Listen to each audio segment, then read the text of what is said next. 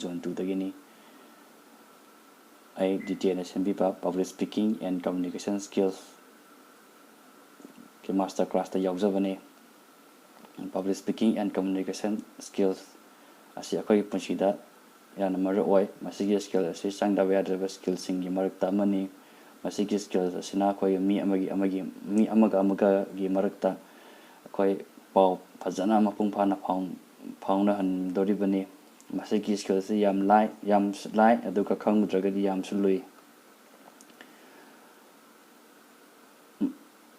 masigi skill asi tonga tamba yai habise hana fajana khangamde adu khangudabana maram haraga su fajana tamlamde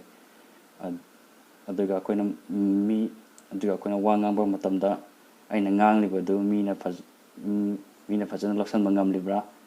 natraga makoigi matam manghal libra habisisu fajana khanjalamde ngasi aigi public speaking and communication skills ki master class ki ahan banumini ngasi dagi taraga taruk suba